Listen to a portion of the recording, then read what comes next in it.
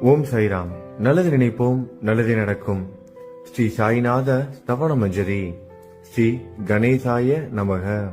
எல்லாவற்றிற்கும் ஆதாரமானவனே, மயூரேச்சவரா, எல்லாவற்றிற்கும் சாட்சியாக விளங்குபவனே, கௌரியின் புதல்வனே, எண்ணங்களுக்கெல்லாம் அப்பாற்பட்டவனே, பெருத்த வயிறுடையவனே, ஸ்ரீ கணபதியே என்னை காத்தருள்வீர். நீ எல்லா பூதகணங்களுக்கும் முதல்வன், தலைவன். எனவே கணேசன் என அழைக்கப்படுகிறாய். நீ எல்லா சாஸ்திரங்களாலும் ஏற்றுக்கொள்ளப்பட்டவன். புனிதமான முகமுடைய பாலசந்திரனே, சாரதே, வாக்கின் தெய்வமே, நீ வார்த்தைகளுக்கெல்லாம் தலைவி, உலகின் உயிரோட்டத்தின் காரணகர்த்தாவே, நீ படைப்பாளிகளின் இறைவி, நீ எப்போதும் இத்தேசத்தின் அணிகலன், எங்கும் நிறைந்து இருக்கும் எல்லையில்லாத சக்தியே, உலகின் தாயே, உன்னை வணங்குகிறேன். பூரண முழுமையான பரபிரம்மே, மகான்களுக்கு பிரியமானவனே, பண்டரிநாதன் உருவில் வெளிப்பட்ட அவதாரமே, நீ அன்பு கடவுள், எல்லையற்ற கருணையுள்ளம் கொண்டவனே, பாண்டுரங்கா நரகரி. பொம்மலாட்டக்காரன் தன் கையிலுள்ள கயிற்றால் பொம்மைகளை ஆட்டுவிப்பது போல் பிரபஞ்சம் எங்கும் நிறைந்து நின்று உலகை ஆட்டுவிக்கும் ஒரு பொம்மலாட்டக்காரன். உன் மெய்ப்பொருளை உய்த்துணர அறிவியல் ஏடுகளும் புனித நூல்களும் இன்னமும் முயன்று கொண்டுதான் இருக்கின்றன. மெத்த படித்தவர்களுக்கு நீ வெளிப்பட்டதே இல்லை. சக்கரபாணியே, அத்தகைய அறிவற்றவர்கள் வெறும் வார்த்தை ஜாலங்களிலேதான் சிக்குண்டவர்கள். மகான்கள் மட்டுமே உன்னை உணர்வார்கள். மற்றவர்கள் குழப்பமடைந்து உள்ளார்கள். உனக்கு பக்தியோடு கூடிய சாஷ்டாங்க நமஸ்காரத்தை செய்கிறேன். 5 முகங்கள் கொண்ட சங்கரனே, மனித மண்டை ஓடுகளாலான மாலை அணிந்தவனே, நீலகண்டனே, திகம்பர ஓங்கார வடிவானவனே, பசுபதியே, எல்லா நேரங்களிலும் எவருடைய உதடுகள் உன் பெயரை உச்சரிக்கிறதோ அவர்களது உலகியல் துன்பங்கள் உடனடியாக நீங்கிவிடும். ஜடாமுடியை தரித்த சிவனே, உன் நாமத்தின் சக்தி அத்தகையது.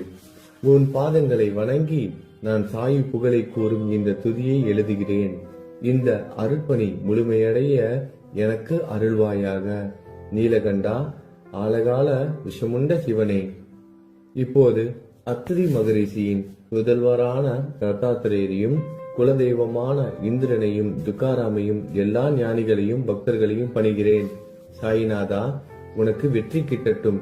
பாவிகளை கடைத்தேற்றும் கருணை உள்ளவரே, உங்கள் பாதங்களில் என் தலையை வைத்து இருத்தி வேண்டுகிறேன். உன் பாதுகாப்பை எனக்கு அருள்வாய். நீ முழுமையான பரபிரம்மம், ஆனந்தத்தின் இருப்பிடம். நீயே விஷ்ணு, மனிதர்களுள் தலை சிறந்தவர். மன்மதனை எரித்த உமையொரு பாகனும் நீயே. நீ மனித வடிவில் தோன்றிய இறைவன், அறிவு என்னும் ஆகாயத்து சூரியன். நீ கருணை கடல், நீ பிறவி பிணிக்கு ஒரு அருமருந்து. நீ ஏழைகளுக்கும் கீழ்த்தட்டு மக்களுக்கும் விரும்பியதை கொடுக்கும் சிந்தாமணிக்கல். நீ உன் பக்தர்களை பரிசுத்தப்படுத்தும் தெய்வம். உலக வாழ்க்கை என்னும் சம்சார கடலில் மூழ்குபவர்களை காப்பாற்றும் ஓடம். நீ அஞ்சுபவர்களின் புகலிடம். நீ இந்த பிரபஞ்சம் தோன்ற முதற் காரணமான பரிசுத்த பேரின்ப பேருணர்வு சைதன்யம். நீ கருணையே உருவானவன். உனது பலவிதமான வெளிப்பாடுகளில் இந்த உலகமும் ஒன்று. நீ பிறப்பற்றவன், சாவும் உன்னை தொட முடிவது இல்லை. என் நீண்ட ஆழமான சிந்தனைக்கு பின் வெளிப்பட்ட கருத்தே இது. பிறப்பு இறப்பு என்பவை அஞ்ஞானத்தால் தோன்றும் வெளிப்பாடே. மகாராஜா, நீங்கள் இறப்பும் பிறப்பும் மற்ற சுதந்திர பறவை. தண்ணீர் நீரூற்றாக தோன்றினால் அதன் ஆதாரம் அங்கு இருப்பதாக அர்த்தமா? ஏற்கனவே அங்கு அது நிரம்பி இருந்தது. பூமியின் உள்ளே இருந்தது, ஊற்றாக வெளியே வந்தது, அவ்வளவுதான். மணற்படுகையில் நீர் ஊற்றாக வெளிப்பட்டதும் அது நீரோடை என்ற பெயர் பெற்றது. அதன் சரியான பெயர் ஊற்று. தண்ணீர் இல்லாவிட்டால் அது வெறும் மணற்படுகையே. அந்த மணற்படுகையில் தண்ணீர் ஊற்றாக வந்தாலும் அல்லது வற்றி போனாலும் தண்ணீருக்கு அதனால் ஒன்றும் ஆவது இல்லை. ஏனென்றால் தண்ணீர் அந்த மணற்படுகைக்கு எந்த விதமான முக்கியத்துவமும் கொடுப்பது இல்லை. ஆனால் அறியாமையால் மணற்படுகையோ நீர் நிரம்பி இருந்தால் அது பெருமைப்பட்டு கொள்கிறது. ஆகையால் நீர் வற்றியவுடனே அது மிகவும் மனவருத்தம் அடைகிறது. இந்த மனித உடலும் ஒரு விதத்தில் அந்த மணற்படுகை போன்றதே. புனித பேரின்ப நிலையை அந்த நீரூற்றின் தூய தண்ணீருக்கு ஒப்பிடலாம். இம்மாதிரி எண்ணற்ற மணற்படுகைகளை மனித உடல்கள் இருந்த போதிலும் அவற்றில் உள்ள நீர் பேருணர்வு எனப்படும் சைதன்யம் மட்டும் மாறுபடுவதே இல்லை.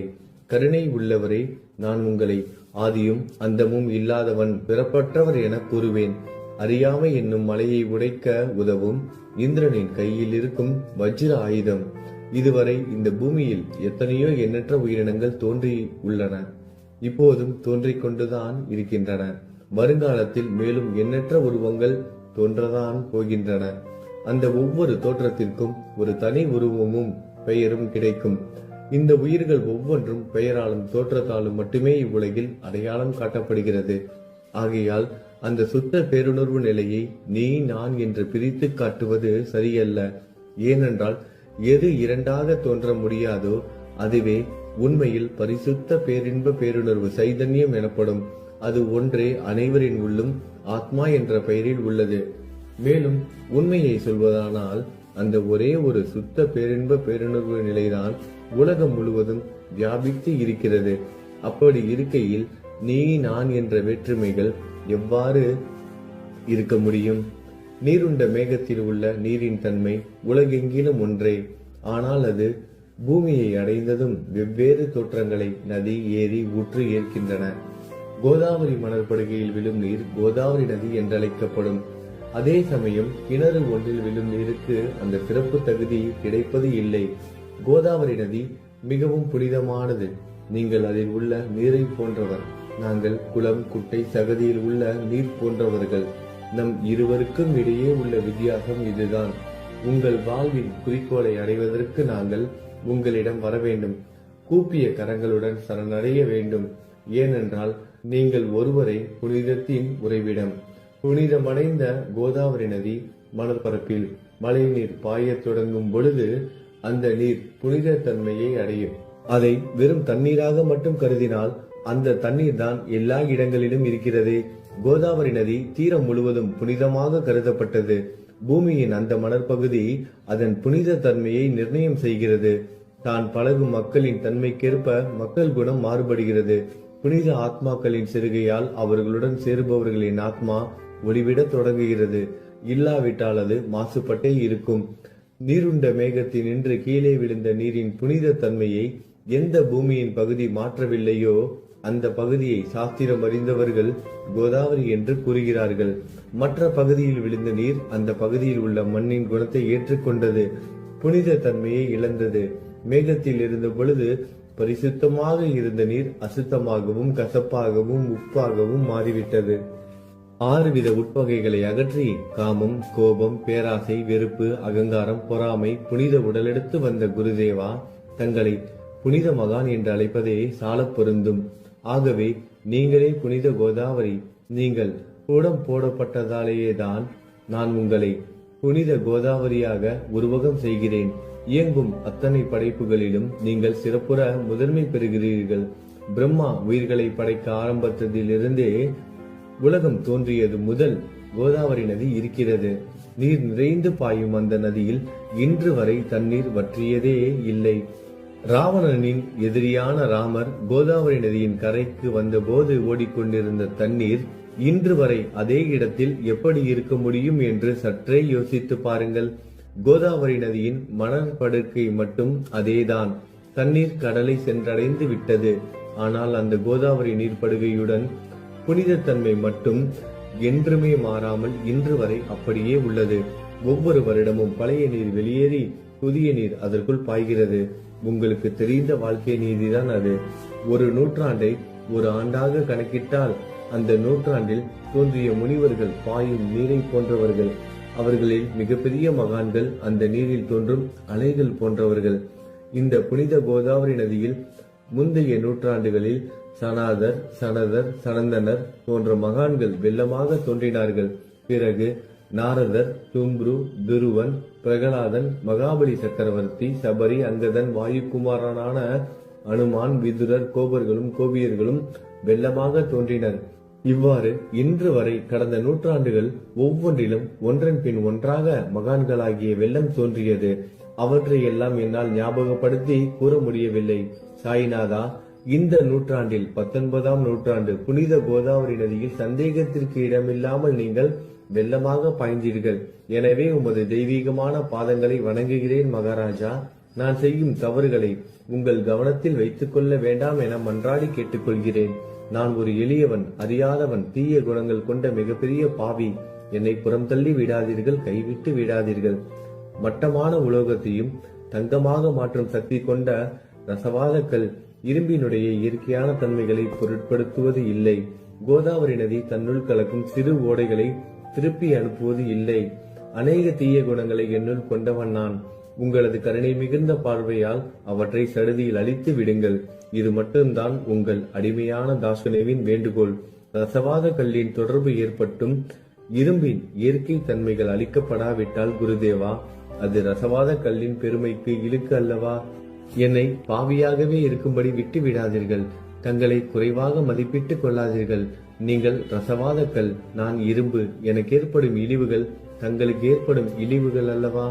ஒரு குழந்தை தவறு செய்து கொண்டேதான் இருக்கிறது. ஆனால் அதற்காக தாயார் கோபமடைவது இல்லை. இதை தாங்கள் நினைவில் வைத்துக் கொண்டு எனக்கு உங்கள் அருள் ஆசிகளை தாருங்கள். சத்குரு சாய்நாதா, நீங்கள் எனது கற்பக விருட்சம், சம்சார கடலை கடக்க உதவும் கப்பல். சந்தேகத்திற்கு இடமின்றி நீங்கள் ஒருவர் மட்டுமே என்னை கடை தேற்ற முடியும். நீங்கள் எனக்கு காமதேனுவாகிய பசு. நீங்கள் சிந்தாமணிக்கல், ஞானவானில் சூரியன் தாங்கள். நீங்கள் நற்பண்புகளின் சுரங்கம், சொர்க்கத்திற்கு ஏறி செல்ல உதவும் ஏணி நீங்கள்.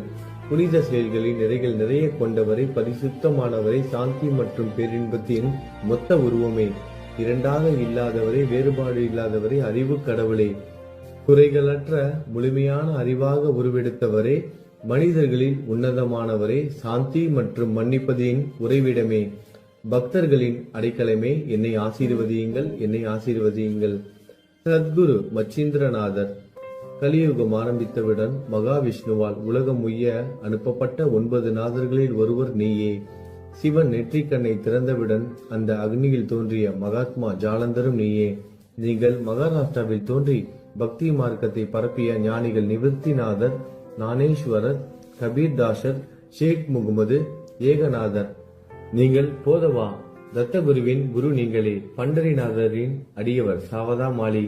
நீங்கள் உண்மையில் ஆஞ்சநேயரின் மறு அவதாரம் ராமதாசர். நீங்கள் மகாராஷ்டிர ஞானி பாண்டுரங்கன் மீது அபகங்கள் என்னும் கீர்த்தனை நிறைய இயற்றிய துகாராம். சாயிநாதா, நீங்கள் முஸ்லிம் ஞானி ராம பக்தர். நீங்கள் தத்தாத்திரேயரின் மறு அவதாரம் மாணிக் பிரபு. உங்களது இன்றைய அவதாரம் தோற்றம் மற்றும் உங்களுடைய எண்ணற்ற தன்மைகளை புரிந்து கொள்ள உண்மையில் கடினமாக இருக்கிறது. உங்களது ஜாதி குலம் பற்றிய எதையும் நீங்கள் எவருக்கும் வெளிப்படுத்தியது இல்லை. சிலர் உங்களை முஸ்லீம் என்கிறார்கள், சிலர் உங்களை பிராமணர் என்கிறார்கள். கிருஷ்ணரை போன்று எண்ணற்ற தெய்வீக லீலைகளை செய்வதெல்லாம் உங்களுக்கு ஒரு விளையாட்டு. ஸ்ரீ கிருஷ்ண பரமாத்மாவை பார்த்து உயிர்த்துணர்ந்த பல்வேறு மக்கள் பலவிதமான பெயர்களிட்டு அவரை அழைத்தனர். சிலர் அவரை யது குலத்தின் அணிகலன் என்றார்கள். சிலர் அவரை மாடுகள் மேய்க்கும் இடையன் என்றனர். யசோதை அவரை பச்சிலம் குழந்தை என்றாள். கிருஷ்ணனின் மாமனாகிய கம்சன் அவரை மகா காலன், உயிரை குடிக்கும் யமன் என்றான். அர்ஜுனன் அவரை எங்கும் நீக்கமர நிறைந்துள்ளவர் என்றான். அவ்வாறே குருநாதா, ஒவ்வொரு மனிதனின் மனநிலைக்கு ஏற்ப, அவரவர் எண்ணங்களுக்கு ஏற்ப உங்களுக்கு பெயர்களை சூட்டினார்கள். மசூதி நீங்கள் வாழும் இருப்பிடம். உங்கள் காதுகள் குத்தப்படவில்லை. இந்து மத வழக்கப்படி காதுகள் குத்தப்பட வேண்டும். பாத்தியா ஓதுவதை பார்த்து நீங்கள் முஸ்லிம் என்று கூறுவது பொருத்தமானதே. கருணாமூர்த்தியே, அதேபோல் நீங்கள் அக்னியை வழிபடுவதை பார்த்து நீங்கள் ஒரு இந்து என்று முடிவு செய்யப்பட்டது. இந்த வெளிப்புற வித்தியாசங்களை வீண் விவாதம் செய்யும் எண்ணம் கொண்டவர்களே விரும்புவார்கள். உண்மையான ஞானத்தில் ஆர்வம் கொண்டவர்கள் இந்த வெளிப்புற வேறுபாடுகளுக்கு முக்கியத்துவம் தரமாட்டார்கள். நீங்கள் பிரம்மத்தின் நிலையில் இருக்கிறீர்கள். ஜாதி குலம் போன்றவை உங்களுக்கு முக்கியம் இல்லை. நீங்கள் எல்லோருக்கும் மேலான உயர்ந்த குருவாகவும் இந்த பிரபஞ்சத்தை படைத்தவராகவும் இருக்கிறீர்கள். முஸ்லிம் இந்துக்களுக்கிடையே பகைமை உணர்வு ஏற்பட்டதால் அவர்களுக்கிடையே இணக்கமான உறவையும் ஒற்றுமையையும் ஏற்படுத்துவதற்காகவே நீங்கள் மசூதியில் அமர்ந்து அக்னி வழிபாட்டை நடத்தி உங்கள் லீலைகளை பக்தர்களுக்கு காட்டினீர்கள். நீங்கள் ஜாதி மதங்களுக்கு அப்பாற்பட்டவர். நீங்கள் பிரம்மமே. உண்மையில் அதுவே நீங்கள் உண்மையில் எண்ணங்களுக்கும் அப்பாற்பட்டவர். உங்களை பற்றிய வாத பிரதிவாதங்கள், ஊகங்கள், ஆதாரம் இல்லாத கருத்துக்கள் நடமாடும் இடத்தில் என் வார்த்தைகளுக்கு முக்கியத்துவம் எப்படி கிடைக்கும்? ஆனால் உங்களை பார்க்கும் பொழுது என்னால் மௌனமாக இருக்க முடியவில்லை.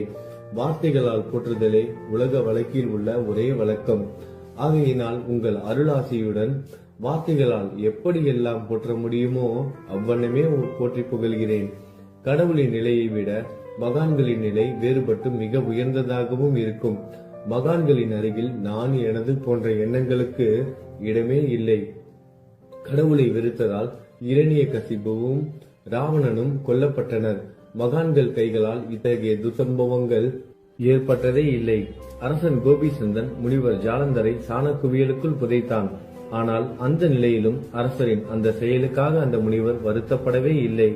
அரசரின் அந்த செயலுக்கு நேர்மாறாக அந்த அரசனை சம்சார சூழலில் இருந்து விடுவித்து அவனை முக்தியடைய செய்தார். மகான்களின் சக்தி இப்படிப்பட்டதே. அவற்றை விவரித்து கூற முடியாது. மகான்கள் சூரியனை போன்றவர்கள். அவர்கள் கருணை ஒளிவிட்டு பிரகாசிக்க கூடியது. மகான்கள் சந்திரனை போல் இதயத்திற்கு ஆறுதல் கொடுப்பவர்கள்.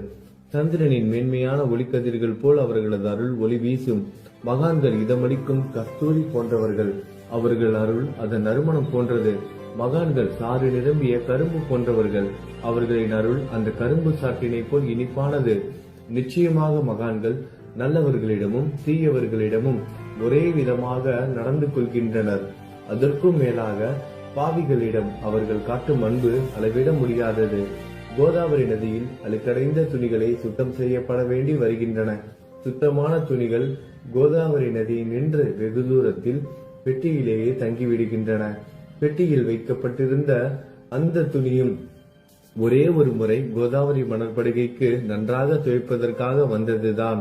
இந்த ஊமையில் பெட்டிதான் வைகுண்டம், நீங்களே கோதாவரி. கோதாவரி நதிக்கரையே நம்பிக்கை. எல்லா உயிரினங்களும் துணிகள். 6 விதமான மன விகாரங்களே அவற்றை பற்றியுள்ள அழுக்கு. அவை காமம், கோபம், கஞ்சத்தனம், மதம், பொறாமை, மோகம் என்பவையே. தங்கள் பாதார விந்தங்களை வணங்குவதை கோதாவரியில் செய்யப்படும் புனித குளியல் எல்லா பாவங்களையும் மன அழுக்குகள் போக்கி சமத்தரே எங்களை சுத்தப்படுத்தும். சம்சார வாழ்க்கையில் உழலும் மக்களாகிய நாங்கள் மேலும் மேலும் பாவம் செய்கிறவர்களாக இருக்கிறோம். எனவே மகான்களின் தரிசனம் பெறுவதற்கு நாங்கள் தகுதியுடையவர்கள் ஆகிறோம். கோதாவரி நதியில் தண்ணீர் நிரம்பி உள்ளது. படித்துறையில் துவைப்பதற்காக துணிகள் வருகின்றன. அவை துவைக்கப்பட்டு சுத்தப்படுத்தப்படாவிட்டால் அது கோதாவரி நதிக்கல்லவா இலக்கை தேடி தரும். நீங்கள் அடர்ந்த இலைகளுடன் கூடிய நிழலையும் குளிர்ச்சியையும் தரும் மரம். உண்மையில் நாங்கள் வழிபோக்கர்கள். எங்களை 3 வித துக்கங்கள், இயற்கை இடர்பாடுகளால் வரும் துன்பங்கள், நமது உடலுக்கு வரும் நோய் நொடிகள், அஞ்ஞானத்தால் நிரம்பிவிடும் பாவ மூட்டை எனப்படுவையில் சுட்டரிக்கின்றன. கருணாமூர்த்தியே, அந்த சுட்டரிக்கும் 3 வித தாபங்களின் வெப்பத்திலிருந்து எங்களை காப்பாற்றும். தங்கள் அன்பு மிகுந்த கருணை என்னும் குளிர் நிழல் இந்த சம்சாரம் என்னும் வாழ்க்கை கடலை கடக்க உதவும் தன்மை கொண்டது. மரத்தின் அடியில் அமர்ந்தும் ஒருவன் சூரியனின் சுட்டரிக்கும் வெப்பத்தை உணர்ந்தால் அந்த மரத்தை நிழல் தரும் மரம் என்று கூற முடியுமா? பாருங்கள், உங்கள் அருளின்றி இந்த உலகில் நல்லது என்பது ஏற்படுவது இல்லை. எனவே தர்மத்தை நிலைநிறுத்துவதற்காக சேஷசாயி பாம்பு படுக்கையில் இருப்பவனே அர்ஜுனனுக்கு நண்பனாக, வழிகாட்டியாக மற்றும் ஆன்மீகவாதியாக மாறினார். சுக்ரீவனின் அன்பினாலேயே விபீடனன் அரசன் ராமனின் நட்பை பெற்றான். ஸ்ரீ ஹரியும் மகான்கள் மூலமாகத்தான் பெருமை பெற்றார். பிரம்மம் உருவமற்றது. எனவே வேதங்களால் அதை வர்ணிக்க முடியவில்லை.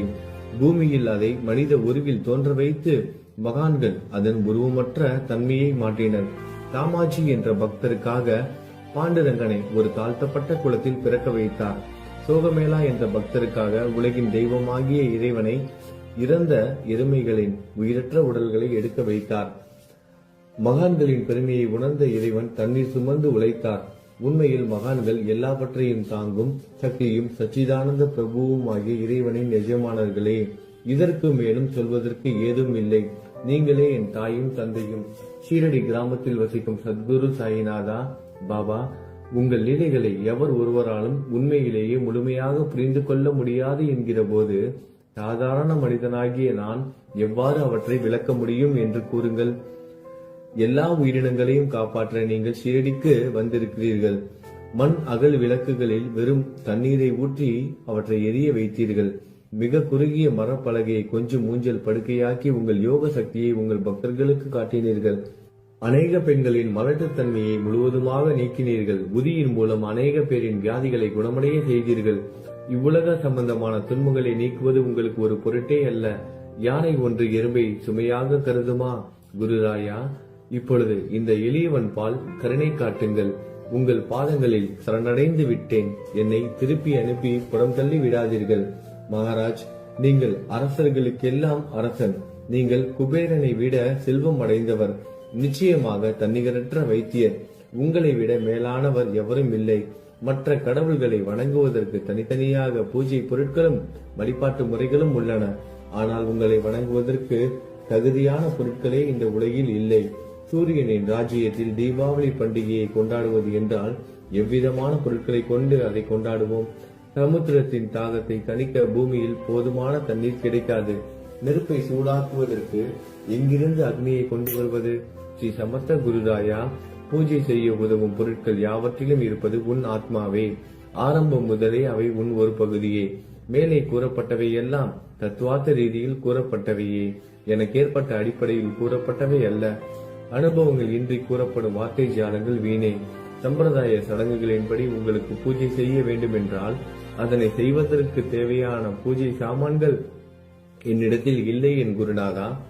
கருணையுடையவரை, அடிக்கடி என் கற்பனை திறனின் அடிப்படையில் உங்களுக்கு நான் வழிபாடு செய்கிறேன். அந்த வழிபாட்டை இந்த அடிமையிடமிருந்து ஏற்றுக்கொள்ளுங்கள். இப்போது என் அன்பு கண்ணீரால் உங்கள் கால்களை கழுவுகிறேன். உண்மையான பக்தி என்னும் சந்தனத்தை அரைத்து தாந்தாக்கி உமக்கு இடுகிறேன்.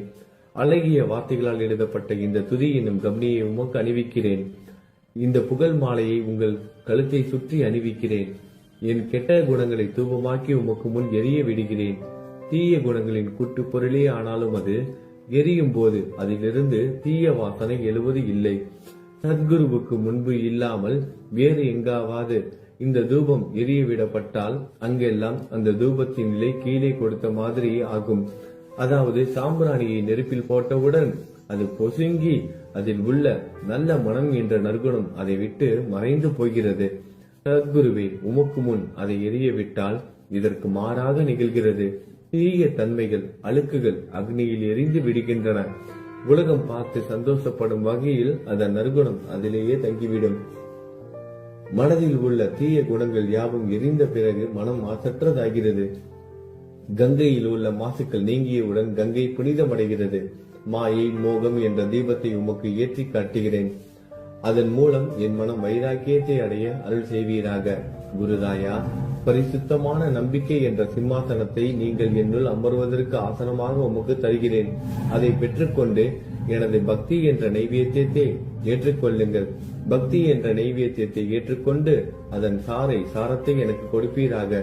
ஏனெனில் நான் உமது பால்குடி மாறாத பச்சிலம் குழந்தை.